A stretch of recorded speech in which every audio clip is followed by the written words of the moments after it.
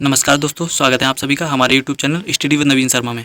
इस वीडियो में हम डिस्कस करने वाले हैं भारत के सांस्कृतिक स्थल। जो भी हमारे सांस्कृतिक स्थल हैं और हमारे एग्जाम्स के लिए इम्पोर्टेंट हैं, उनको हम इस वीडियो में डिस्कस करेंगे। एक अन्य महत्वपूर्ण सूचना, ज्वाइन करें हमारा Telegram channel study with Naveen Sharma, जहाँ पर आपको daily current affair topic wise picks के माध्यम से और वीडियोज़ के माध्यम से उपलब्ध कराई जाती है, जहाँ आपके एग्जामों से रिलेटेड सारी जानकारी, नई अपडेट और जो भी आपके लिए इम्पॉर्टेंट कंटेंट होता है, जैसे कि इकोनॉमिक सर्वे हुआ, यूपी बजट हुआ, यूनियन बजट हुआ, इस तरह के जो टॉपिक्स होते हैं उनका एनालिसिस कर उनके डाटा को वहाँ उपलब्ध कराया जाता है। तो आप हमारे टेलीग्राम चैनल को अवश्य ज्वाइन कर लें। हमारा टेलीग्राम चैनल है स्टडी विद नवीन शर्मा, जिसका लिंक हम डिस्क्रिप्शन बॉक्स में दे देंगे, वहाँ से आप इसे ज्वाइन कर सकते हैं। तो चलिए स्टार्ट करते हैं आज का वीडियो और देखते हैं भारत के सांस्कृतिक स्थलों के बारे में। ठीक है,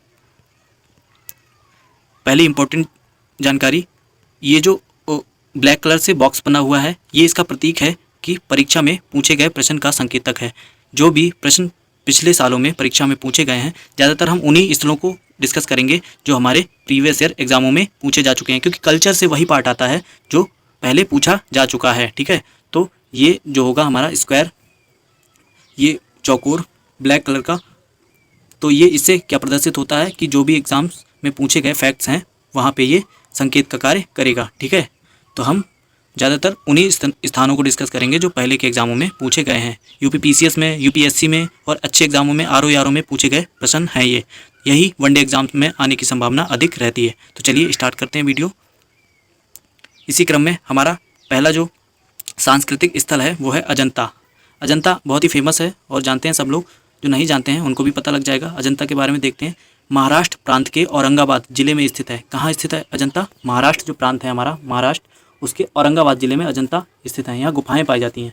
यहाँ दूसरी सदी के 6ठी तथा 7वीं सदी के मध्य निर्मित बौद्ध गुफाएं हैं। ठीक है, यहाँ पे कैसी गुफाएं हैं? दूसरी और 7वीं 6ठी के मध्य निर्मित बौद्ध गुफाएं हैं यहाँ पे, जिनमें बुद्ध से संबंधित जीवन गाथा और शिक्षाओं का चित्रण है। उनसे क्या प्राप्त होता है हमें? बुद्ध के जीवन से रिलेटेड जो वहाँ पे चित्रकारी की गई है। ठीक है, इसके बाद गुफा के भीतर बोधिसत्व पदमपानी और बोधिसत्व वज्रपानी का चित्र दर्शनीय है। तो ये दो चित्र हैं, ये याद रखेंगे आप, बोधिसत्व पदमपानी और बोधिसत्व वज्रपानी। ये दो चित्र कहाँ हैं? अजंता की गुफाओं में। ठीक है, ये दर्शनीय है।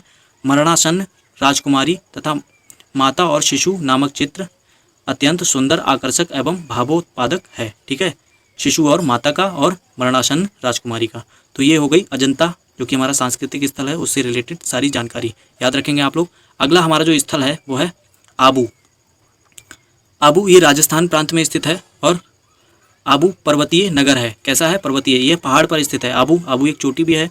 यहाँ यह स्थान जैन मंदिरों एवं मूर्तियों के लिए जग प्रसिद्ध है। ठीक है, जैन मंदिर हैं और उनकी मूर्तियाँ जैन लोगों की, उनके लिए ये जग प्रसिद्ध है। ये आबू का जो आबू नामक सांस्कृतिक स्थल है वो संगमरमर निर्मित दिलवाड़ा का मंदिर। ठीक है, संगमरमर निर्मित है जो दिलवाड़ा का मंदिर है, तथा तेजपाल का मंदिर स्थापत्य कला का सुंदर नमूना है।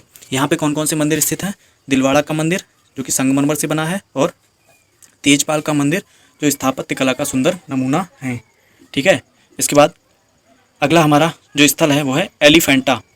एलिफेंटा बम्बई से समुद्र में 7 मील उत्तर पूर्व एलिफेंटा नामक छोटा सा द्वीप स्थित है। ठीक है, एलिफेंटा एक छोटा सा द्वीप है जो मुंबई से समुद्र में 7 मील की दूरी पर स्थित है। मुंबई से 7 मील के अंदर समुद्र में स्थित है।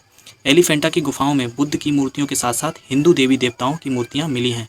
यहाँ से क्या, बुद्ध की मूर्तियों के साथ साथ कैसी, हिंदुओं की मूर्तियाँ भी, हिंदू देवी देवताओं की मूर्तियाँ भी यहाँ से प्राप्त हुई हैं। महायोगी, नटराज, भैरव त्रिमूर्ति, अर्धनारीश्वर, कैलाशधारी आदि मूर्तियाँ कलात्मक दृष्टि से उच्च कोटि की हैं। इनमें त्रिमूर्ति शिव की प्रतिमा सबसे प्रसिद्ध है। यहाँ से कौन कौन सी मूर्तियाँ मिली हैं? महायोगी, नटराज, भैरव त्रिमूर्ति, अर्धनारीश्वर और कैलाशधारी आदि की मूर्तियाँ प्राप्त हुई हैं। सबसे फेमस मूर्ति कौन सी है? शिव की प्रतिमा। ठीक है, जो त्रिमूर्ति है। तो एलिफेंटा से हमें इतनी जानकारी मिलती है। इसके बाद अगला जो हमारा स्थल है वो है एलोरा। ये भी बहुत फेमस है। एलोरा में भी गुफाएं पाई जाती हैं। ये भी महाराष्ट्र प्रांत में स्थित है और औरंगाबाद जिले में ही स्थित है। एलोरा अपने गुहा मंदिरों के लिए प्रसिद्ध है। गुहा मंदिरों मतलब गुफा वाले मंदिरों के लिए प्रसिद्ध है एलोरा की गुफाएं। यहाँ पहाड़ी को काटकर अनेक गुफाएं बनाई गई हैं जो हिंदू, जैन तथा बौद्ध संप्रदायों से संबंध हैं। किन किन से? हिंदू, जैन और बौद्ध संप्रदायों से संबंध हैं। राष्ट्रकूट नरेश कृष्ण प्रथम द्वारा निर्मित कैलाश मंदिर वास्तु तथा तक्षण कला का अद्भुत नमूना है। राष्ट्रकूट नरेश मतलब राष्ट्रकूटों का जो राजा था नरेश कृष्ण प्रथम, ठीक है, कृष्ण प्रथम द्वारा निर्मित है कैलाश मंदिर। ठीक है, ये क्वेश्चन बहुत बार पूछा गया। कैलाश मंदिर का निर्माण किसने कराया था? कृष्ण प्रथम ने करवाया था। वास्तु तथा तक्षण कला का अद्भुत नमूना है। कौन सी कला का? वास्तुकला का अद्भुत नमूना कौन सा है? कैलाश मंदिर। वास्तु और तक्षण कला का ध्यान रखेंगे। कैलाश मंदिर वास्तु और तक्षण कला का अद्भुत नमूना है और इसका निर्माण कृष्ण प्रथम ने कराया था, जो कि कौन सा शासक था? राष्ट्रकूट शासक था। ये तीनों चीज़ें याद रखेंगे। एलोरा कहाँ स्थित है? महाराष्ट्र के औरंगाबाद जिले में स्थित है। ठीक है, महाराष्ट्र प्रांत के औरंगाबाद जिले में स्थित है। ठीक है, यहाँ से गुहा मंदिर मिलते हैं। पूछा जाए गुहा मंदिर कहाँ से मिलते हैं तो एलोरा से प्राप्त होते हैं। अगला फैक्ट है हमारा, अगला जो स्थल है हमारा कपिलवस्तु। ठीक है, कपिलवस्तु नेपाल की तराई में स्थित, जो नेपाल है वहाँ तराई क्षेत्र है जो उसमें स्थित कपिलवस्तु शाक्यों की राजधानी तथा बौद्ध धर्म के प्रवर्तक महात्मा बुद्ध की जन्मस्थली था। कपिलवस्तु में ही महात्मा बुद्ध का जन्म हुआ था। ठीक है, प्राचीन काल में यह महत्वपूर्ण व्यापारिक केंद्र था और कपिलवस्तु पहले क्या था? व्यापारिक केंद्र के रूप में प्रसिद्ध था प्राचीन काल में। ठीक है, सबसे इम्पोर्टेंट बात, ये महात्मा बुद्ध की जन्मस्थली है, याद रखेंगे। किसकी जन्मस्थली है? महात्मा बुद्ध की। ठीक है, महात्मा बुद्ध की। अगला जो स्थल है हमारा कुरुक्षेत्र, यह हरियाणा में थानेश्वर के निकट स्थित है। कहाँ स्थित है ये? हरियाणा में थानेश्वर के निकट स्थित है। यह महाभारत का रण क्षेत्र था। ठीक है, महाभारत का युद्ध कुरुक्षेत्र में ही हुआ था, जहाँ कुरन जनजाति के कौरवों और पांडवों के बीच युद्ध हुआ था। ठीक है, किन किन में? कौरवों पांडवों में युद्ध हुआ था कुरुक्षेत्र में, सभी को पता है ये। अगला फैक्ट है, अगला जो हमारा स्थल है कांचीपुरम। ठीक है, ये भी बहुत फेमस है। वर्तमान तमिलनाडु का कंजीवरम नामक जनपद ही प्राचीन काल में कांची या कांचीपुरम नाम से विख्यात था। अभी कौन सा जनपद है? कांचीपुरम नाम का जो पहले था वो अब कंजीवरम नामक जनपद है। ठीक है, यह पल्लवकालीन प्रमुख साहित्यिक, धार्मिक एवं कलात्मक केंद्र था। कैसा? पल्लवकालीन साहित्यिक, धार्मिक एवं कलात्मक केंद्र था। पल्लव नरेश राज सिंह, पल्लवों का राजा कौन था? राज सिंह के काल में निर्मित कैलाशनाथ मंदिर, इन्हीं के काल में कौन सा मंदिर बना था? राज सिंह के काल में कैलाशनाथ मंदिर।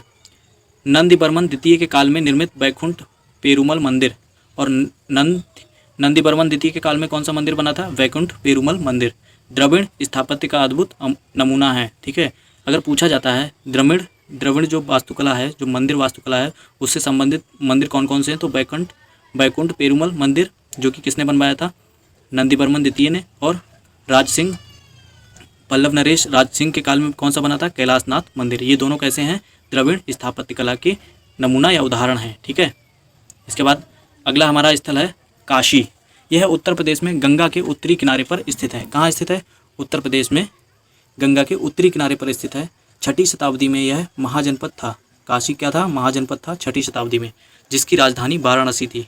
क्या थी राजधानी इसकी? वाराणसी थी। इसकी गणना भारत के 7 पवित्र मोक्षदायक नगरियों में की जाती है। वाराणसी की जो इसकी गणना किस में की जाती है? पवित्र मोक्षदायिनी नगरियों में की जाती है, काशी की। ठीक है, पहले क्या था? ये महाजनपद था। ठीक है, इसके बाद अगला स्थल है हमारा कान्यकुब्ज। कान्यकुब्ज वर्तमान में यह नगर कन्नौज के नाम से जाना जाता है। ठीक है, कन्नौज को ही पहले क्या कहते थे? कान्यकुब्ज। प्राचीन काल में यहाँ यह नगर हर्षवर्धन तथा उसके पश्चात प्रतिहारों की राजधानी रहा। जो कन्नौज है आजकल का, कान्यकुब्ज था पहले, ये क्या था? हर्षवर्धन तथा उसके पश्चात प्रतिहारों की राजधानी रहा था। पहले हर्षवर्धन की और फिर प्रतिहारों की राजधानी रहा था। सम्राट हर्ष ने ह्वेनसांग के नेतृत्व में एक बौद्ध सभा का आयोजन करवाया था। ठीक है, ह्वेनसांग के नेतृत्व में सम्राट हर्ष ने एक बौद्ध सभा का आयोजन कराया था। ठीक है, तो ये रहा हमारा कान्यकुब्ज, इसके बारे में जाना हमने। अगला हमारा स्थल है कुम्हरार। कुम्हरार ये बिहार प्रांत के पटना जिले के समीप कुम्हरार गांव वास्तुकला के लिए जाना जाता है। यहाँ से मौर्यकालीन महल तथा भवनों के अवशेष मिले हैं। किसके? मौर्यकालीन महल और भवन कहाँ से मिले? कुम्हरार से। ठीक है, और ये कहाँ स्थित है? बिहार में स्थित है। अगला स्थल है हमारा खजुराहो। खजुराहो ये भी बहुत इंपॉर्टेंट है, मध्य प्रदेश प्रांत के छतरपुर जिले में स्थित है। ठीक है, कहाँ स्थित है? मध्य प्रदेश प्रांत के छतरपुर जिले में स्थित है खजुराहो। यह स्थल मंदिरों का नगर माना जाता है। खजुराहो क्या माना जाता है? मंदिरों का नगर माना जाता है। चंदेल राजाओं द्वारा निर्मित कंदरिया महादेव मंदिर। चंदेल राजाओं ने निर्माण कराया था किसका? कंदरिया महादेव मंदिर का। इसके बाद पार्श्वनाथ का मंदिर चंदेल राजाओं ने ही बनवाया था और 64 योगिनी मंदिर भी चंदेल राजाओं ने बनाया था। चित्रगुप्त सूर्य मंदिर वास्तुकला के अद्भुत नमूने हैं। ठीक है, पार्श्वनाथ का मंदिर, 64 योगिनी मंदिर, चित्रगुप्त सूर्य मंदिर और कंदरिया महादेव मंदिर, ये कैसे हैं? ये सब वास्तुकला के अद्भुत नमूने हैं। ठीक है, खजुराहो में स्थित हैं, मध्य प्रदेश में। ठीक है, खजुराहो कहाँ है? मध्य प्रदेश में, छतरपुर जिले में। ठीक है, चंदेल राजाओं ने यहाँ मंदिर बनवाए थे। ठीक है, मंदिरों का नगर बोला जाता है किसे? खजुराहो को। तो सारे फैक्ट याद रखेंगे। ये क्वेश्चंस आए हुए हैं, ये यूपीपीसीएस, यूपीएससी और बीपीएससी और सभी स्टेट पीसीएस के आए हुए क्वेश्चंस हैं। आरओ अच्छे एग्जामों में आए हुए क्वेश्चंस हैं। तो ये यूपीपीएससी या यूपीपीसीएस और यूपीएससी वनडे एग्जाम्स सभी के लिए इक्वली इंपॉर्टेंट हैं, क्योंकि जो प्रीवियस ईयर में पूछे जाते हैं वही क्वेश्चंस आते हैं। बल्कि ये जो पीसीएस का मेंस लिखेंगे उनके लिए भी एक तरह से हेल्पफुल होगा, क्योंकि इसमें थोड़ी सी डिटेल एनालिसिस दी है। इतने भी पॉइंट्स अगर आप किसी चीज़ के बारे में जानते हैं तो आप उसको लिख सकते हैं। तो ये सभी के लिए इंपॉर्टेंट है, यहाँ तक कि जो मेंस वाले हैं उनके लिए भी कल्चर की ये जानकारी बहुत ही इंपॉर्टेंट है, क्योंकि ये बहुत ही सेलेक्टेड जो स्थल हैं वो हम आपको बता रहे हैं। ये पूछे ही जाते हैं हमेशा, हर किसी ना किसी एग्जाम में आपको ये देखने को मिल जाएंगे। ठीक है, तो इन्हें ध्यान से पढ़िएगा, वीडियो पूरा देखिएगा।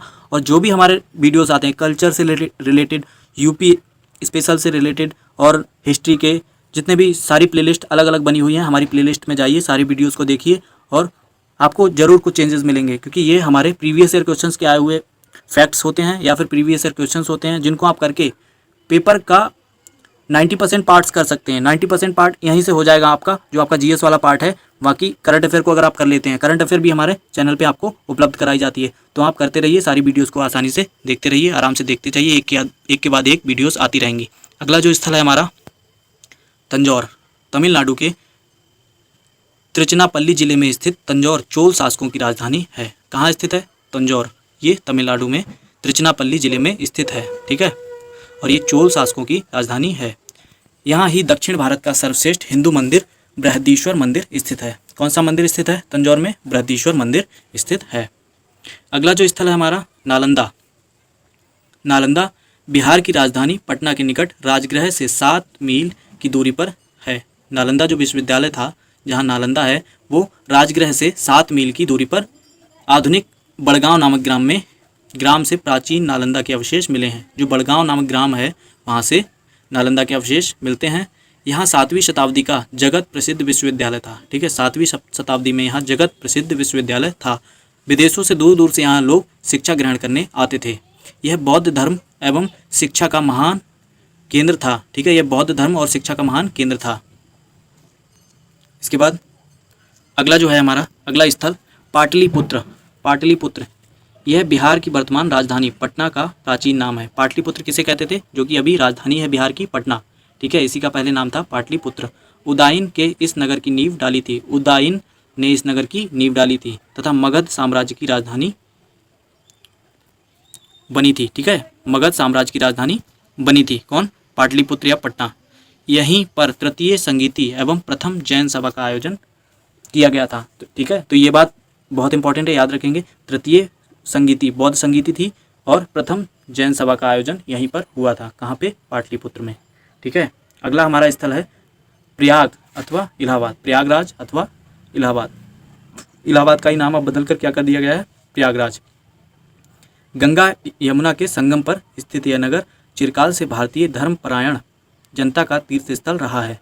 जो भी भारत के लोग हैं, इनका प्राचीन काल से ही प्रयागराज तीर्थ स्थल रहा है। यहाँ प्रत्येक छठे वर्ष अर्धकुंभ और 12वें वर्ष महाकुंभ का आयोजन होता है। तो याद रखेंगे, अर्धकुंभ कब होता है? हर 6 साल के बाद, और महाकुंभ हर 12 साल के बाद यहाँ आयोजित होता है। सम्राट अकबर ने इस प्राचीन नगरी प्रयाग का नाम परिवर्तित कर इलाहाबाद कर दिया था। ये क्वेश्चन बहुत ही ज़्यादा इंपॉर्टेंट है, क्योंकि प्रयागराज का जो नाम है अभी हाल ही में बदला गया है, इलाहाबाद से प्रयागराज किया गया है। तो ये क्वेश्चन बहुत ही इंपॉर्टेंट हो जाता है। ये हिस्ट्री से रिलेटेड है और कल्चर का भी पार्ट है। सम्राट अकबर ने इसका नाम क्या कर दिया था? प्रयाग से बदलकर क्या कर दिया था? इलाहाबाद कर दिया था। ठीक है, प्रयाग से बदलकर किसने किया था? अकबर ने। ये क्वेश्चन आप याद ही रख लें, रट लें बिल्कुल। ठीक है, अगला जो स्थल है पावापुरी। ठीक है, पावापुरी बिहार प्रांत में स्थित पावापुरी नालंदा से 25 किलोमीटर दूर स्थित है। जो पावापुरी है वो नालंदा से 25 किलोमीटर दूर स्थित है। यहीं जैन धर्म के प्रवर्तक महावीर के निर्वाण प्राप्त किया था। पावापुरी में ही जो जैन धर्म के प्रवर्तक थे महावीर, उन्होंने निर्वाण प्राप्त किया था। ठीक है, मनियार मठ बैनुबम तथा जल मंदिर यहाँ के दर्शनीय स्थल हैं। कौन कौन से स्थल हैं यहाँ? पावापुरी में मनिहार मठ, बैनुबम तथा जल मंदिर, ये तीनों कहाँ पाए जाते हैं? पावापुरी में। ठीक है, महावीर ने निर्वाण यहीं प्राप्त किया था। ठीक है, ध्यान रखेंगे। अगला स्थल है हमारा पारसनाथ। पारसनाथ ये जैनों का प्रमुख तीर्थ स्थल है। जैनों का प्रमुख तीर्थ स्थल कौन सा है? पारसनाथ। पारसनाथ झारखंड राज्य की पहाड़ी पर स्थित है। ठीक है, पारसनाथ कहाँ है? झारखंड राज्य की पहाड़ी पर स्थित है। जैन धर्म में हुए 24 तीर्थकरों में से 21 तीर्थकरों को यहीं निर्वाण प्राप्त हुआ था। ठीक है, यहीं पर निर्वाण की प्राप्ति हुई थी 24 में से 21 तीर्थकरों को। यह स्थान सुमेर शिखर के नाम से प्रसिद्ध है। किसके नाम से प्रसिद्ध है? सुमेर शिखर के नाम से प्रसिद्ध है यह स्थान। अगला फैक्ट है हमारा पुरी। उड़ीसा प्रांत में समुद्र तट पर स्थित पुरी हिंदुओं का पवित्र तीर्थस्थल है। इसकी स्थापना शंकराचार्य द्वारा की गई थी। जगन्नाथ का मंदिर स्थापत्य कला का अद्भुत नमूना है। तो पुरी में सबसे इंपॉर्टेंट जो चीज़ है वो जगन्नाथ का मंदिर है, पुरी में ही स्थित है। इसकी स्थापना किसने की थी? शंकराचार्य द्वारा। ठीक है, स्थापना किसके द्वारा की गई थी? शंकराचार्य द्वारा की गई थी। किसकी? पुरी की। ठीक है, उड़ीसा में स्थित है और हिंदुओं का पवित्र तीर्थस्थल माना जाता है। इसके बाद अगला हमारा स्थल है बोध गया। यह गया से 7 मील दूर दक्षिण में बोध गया स्थित है। ठीक है, गया से 7 मील दूर दक्षिण में स्थित है। कहा जाता है कि गौतम बुद्ध को यहीं ज्ञान प्राप्त हुआ था। बोध गया में ही गौतम बुद्ध को ज्ञान प्राप्त हुआ था। यहाँ भगवान बुद्ध का विशाल कलापूर्ण मंदिर अवस्थित है। विशाल कलापूर्ण मतलब एक विशाल मूर्ति के रूप में भगवान बुद्ध का विशाल मंदिर कहाँ पे है? बोध गया में। ठीक है, अगला जो स्थल है हमारा महाबलीपुरम।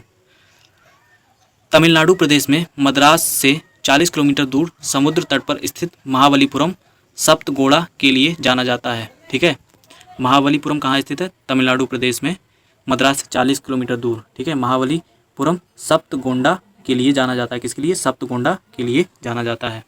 पल्लव काल में यहाँ चट्टानों को काटकर अनेक गुफाओं का निर्माण किया गया। पल्लव काल में यहाँ चट्टानों को काटकर गुफाओं का निर्माण किया गया था। शोर मंदिर यहाँ का अत्यंत ही सुंदर एवं प्रसिद्ध मंदिर है।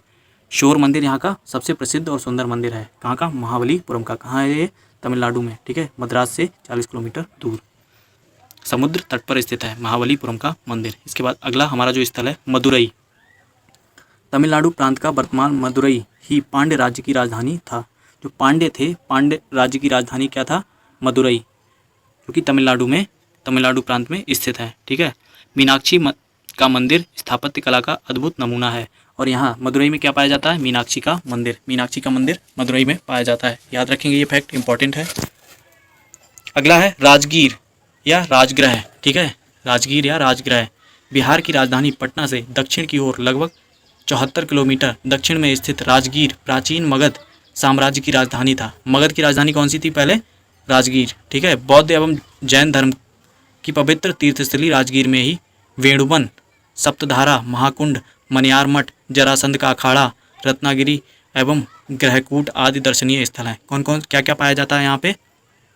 वेणुवन, सप्तधारा, महाकुंड, मनियार मठ, जरासंध का अखाड़ा, रत्नागिरी एवं ग्रहकूट आदि दर्शनीय स्थल हैं। कहाँ पे? राजगीर या राजगृह में। ठीक है, 483 ईसा पूर्व में अजात शत्रु के शासनकाल में राजगृह सप्तपर्णी गुफा में प्रथम बौद्ध संगीति का आयोजन हुआ था। ठीक है, ध्यान रखेंगे, बहुत इंपॉर्टेंट है। प्रथम बौद्ध संगीति का आयोजन 483 ईसा पूर्व में अजात शत्रु के शासनकाल में हुआ था। और कहाँ हुआ था? राजगृह में ही हुआ था। ठीक है, तो ये इंपॉर्टेंट फैक्ट याद रखेंगे। ठीक है, अगला जो स्थल है हमारा लखनऊ। वर्तमान उत्तर प्रदेश की राजधानी लखनऊ नवाबों का बागों का नगर माना जाता है। लखनऊ में बहुत सारे बाग हैं। बड़ा तथा छोटा इमामबाड़ा, बारादरी, 76 मंजिल, दिलखुश रेजिडेंसी, विधानसभा आदि यहाँ के दर्शनीय स्थल हैं। यहाँ क्या क्या पाया जाता है? छोटा बड़ा इमामबाड़ा, बरादरी और 76 मंजिल, दिलखुश रेजिडेंसी और विधानसभा यहाँ के दर्शनीय स्थलों में से एक है। ठीक है, अगला जो हमारा स्थल आता है अब लुम्बिनी। लुम्बिनी गोरखपुर जिले के नौतनवा, गोरखपुर का जो जिला है वहाँ पे नौतनवा स्टेशन पड़ता है। एक से 10 मील की दूरी पर नेपाल की सीमा से रूमिनीदेई नामक ग्राम ही प्राचीन काल का लुम्बिनी है। आजकल उसका नाम क्या है लुम्बिनी का? रूमिनीदेई ग्राम। ठीक है, रूमिनीदेई जो ग्राम है वही लुम्बिनी था प्राचीन काल का। बौद्ध धर्म के प्रवर्तक गौतम बुद्ध की यह जन्मस्थली है। कहाँ स्थित है लुम्बिनी? गोरखपुर जिले में। ठीक है, उत्तर प्रदेश के गोरखपुर जिले में। और ये किसकी? गौतम बुद्ध की जन्मस्थली है। इसका पहले नाम क्या था? रूमिनीदेई अब नाम है, और पहले क्या था? लुम्बिनी। ठीक है, रूमिनीदेई नामक ग्राम इस टाइम है इसका नाम। अगला जो स्थल है विदिशा, मध्य प्रदेश में स्थित विदिशा को शुंग वंशीय शासकों ने अपनी राजधानी बनाया था। ठीक है, विदिशा मध्य प्रदेश स्थित विदिशा को शुंग वंशीय शासकों ने अपनी राजधानी बनाया था। सांची स्तूप के निर्मित तोरणों में यहाँ के कलाकारों ने अपना अतुलनीय योगदान दिया है। ठीक है, जो सांची का मंदिर है उसमें अतुलनीय योगदान है। ठीक है, यहाँ के जो कलाकार थे उनका अतुलनीय योगदान है सांची स्तूप में। इस नगर में यह यत्र तत्र स्तूपों के अवशेष प्राप्त हुए हैं। ठीक है, हर जगह से स्तूपों के अवशेष प्राप्त हो जाते हैं। कहाँ? विदिशा से। ठीक है, सबसे इम्पोर्टेंट विदिशा में ये जो तोरणों के कलाकारों से संबंधित उन्होंने अपना अतुलनीय योगदान दिया था सांची के स्तूपों में। ठीक है, सांची का जो स्तूप है उसके निर्माण में। इसके बाद आता है विक्रमशिला। यह प्राचीन काल में शिक्षा का प्रसिद्ध केंद्र था। ठीक है, अगला स्थल कौन सा था? विक्रमशिला। और प्राचीन काल में शिक्षा का प्रसिद्ध केंद्र था। ये क्वेश्चन पूछा गया है, प्राचीन काल में शिक्षा का प्रसिद्ध केंद्र कौन सा था? विक्रमशिला। बिहार प्रदेश में भागलपुर से लगभग 24 मील दूर पत्थर घाट नामक एक स्थान पर स्थित है। कहाँ? पत्थर घाट नामक स्थान पर स्थित है। और कहाँ? बिहार प्रदेश के भागलपुर जिले में। यह विश्वविद्यालय अपने समय का तंत्र विद्या का महान केंद्र था। पहले यहाँ पे तंत्र विद्या सिखाई जाती थी। कहाँ पे? विक्रमशिला में। ठीक है, प्राचीन काल में शिक्षा का प्रसिद्ध केंद्र माना जाता है। अगला जो स्थल है हमारा बेलूर मठ। ये बंगाल प्रांत में कलकत्ता नगर में गंगा नदी के तट पर स्थित बेलूर मठ की स्थापना स्वामी विवेकानंद जी ने की थी। बेलूर मठ की स्थापना किसने की थी? स्वामी विवेकानंद जी ने। ठीक है, गंगा नदी के तट पर स्थित है बंगाल प्रांत में। यहीं पर रामकृष्ण मिशन का मुख्यालय है। ठीक है, बेलूर मठ में ही क्या है? रामकृष्ण मिशन का मुख्यालय। ये दोनों फैक्ट बहुत इंपॉर्टेंट है। स्थापना किसने की थी? स्वामी विवेकानंद ने। अगला जो स्थल है वैशाली। बिहार स्थित मुजफ्फरपुर से 37 किलोमीटर दक्षिण पश्चिम की ओर स्थित, बिहार स्थित मुजफ्फरपुर है जो, वहाँ से 37 किलोमीटर दक्षिण पश्चिम की ओर स्थित है। यह नगर इक्ष्वाकु वंशीय राजा विशाल ने बसाया था। किसने? विशाल ने। ये इक्ष्वाकु वंशीय राजा था। ठीक है, उसने बसाया था ये नगर वैशाली। जैन धर्म के 24वें तीर्थकर महावीर स्वामी वैशाली जन्मस्थली है। ठीक है, जो जैन धर्म के 24वें तीर्थकर थे उनकी जन्मस्थली कौन सी है? वैशाली ही है। यहाँ द्वितीय बौद्ध संगीति का आयोजन हुआ था। ठीक है, यहाँ द्वितीय बौद्ध संगीति का आयोजन भी हुआ। और महावीर स्वामी की ये जन्मस्थली है जो कि 24वें तीर्थकर थे। महावीर स्वामी की जन्मस्थली वैशाली है और यहाँ द्वितीय बौद्ध संगीति का आयोजन हुआ था। और वैशाली को किसने बसाया था? इक्ष्वाकु वंशीय राजा विशाल ने बसाया था, इसीलिए उसके नाम पर ही इसका नाम वैशाली रखा गया था। ठीक है, इसके बाद अगला जो हमारा स्थल है श्रवणबेलगोला। श्रवणबेलगोला ये कहाँ स्थित है? कर्नाटक प्रदेश में हासन जिले में स्थित है। श्रवणबेलगोला जैन अनुयायियों का तीर्थ स्थल है। यह स्थान चंद्रगिरी तथा बिंदगिरी नामक पहाड़ी पर स्थित है। यहाँ गंग नरेश राजमल चतुर्थ ने मंत्री चामुंड के गोमतेश्वर की प्रसिद्ध प्रतिमा का निर्माण कराया था। यहाँ पर किसने? यहाँ गंग नरेश राजमल चतुर्थ के मंत्री चामुंड ने। ठीक है, गंग नरेश का राजमल चतुर्थ का एक मंत्री था चामुंड, उसने गोमतेश्वर की प्रसिद्ध प्रतिमा का निर्माण यहीं पर कराया है। कहाँ पर? श्रवणबेलगोला में। ठीक है, और ये कर्नाटक में स्थित है हासन जिले में। और जैन अनुयायियों का ये तीर्थ स्थल है। श्रवणबेलगोला किसका है? जैन धर्म से रिलेटेड है। यह स्थान चंद्रगिरी तथा बिंदगिरी नामक पहाड़ी पर स्थित है। कहाँ पर? चंद्रगिरी और बिंदगिरी पहाड़ियों पर स्थित है। ठीक है, तो ये थे हमारे कुछ सांस्कृतिक स्थल जो कि इंपॉर्टेंट थे, जो प्रीवियस ईयर एग्जामों में आए हुए थे, उनको हमने डिस्कस किया। आज का वीडियो बस इतना ही। ठीक है, तो सब्सक्राइब करें हमारा YouTube channel study with Naveen Sharma और बेल आइकन को प्रेस कर दें, जिससे आपको इसी तरह की वीडियोस के नोटिफिकेशन आगे भी मिलते रहें। और हमारा टेलीग्राम चैनल ज्वाइन करना ना भूलें, स्टडी विद नवीन शर्मा, जिसका लिंक हमने डिस्क्रिप्शन बॉक्स में दे दिया है। धन्यवाद।